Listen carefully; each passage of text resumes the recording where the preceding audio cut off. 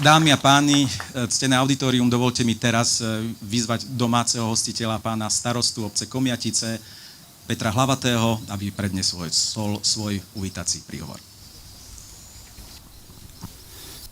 Vážený pán predseda Národnej rady, vážený pán prezident, excelencie, poslanci, ctení hostia, dovolte mi, aby som vás privítal v Komjaticiach. História našej obce pravdepodobne nepamätá takú udalosť, aby sa v jeden deň zišlo u nás toľkoto vzácnych a významných hostí ako dnes.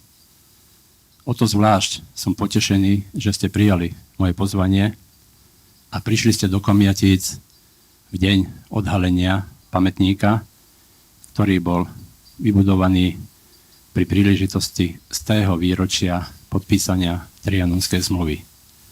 Zmluvy, ktorá v roku 1920 určila južnú hranicu Slovenska.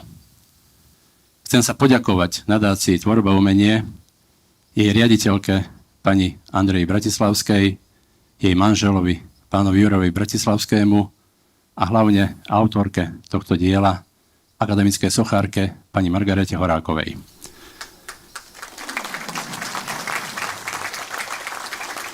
O to väčšia je moja vďaka, že pani Horáková a jej brat, pán Bratislavský, majú svoje korene v Komjaticiach, pretože ich otec, profesor Anton Molnár, ktorý pôsobil ako dekan na Univerzite Komenského v Bratislave a zastával aj post ministra zdravotníctva Slovenskej republiky, bol Komjatičaň a patrí medzi našich najvýznamnejších rodákov.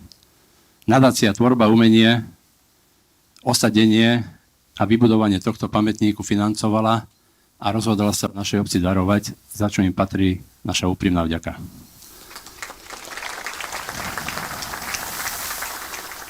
Vážení a milí hostia, želám vám, aby ste dnešný deň strávili v Komjaticiach príjemne a v srdečnej atmosfére. Ďakujem za vašu pozornosť.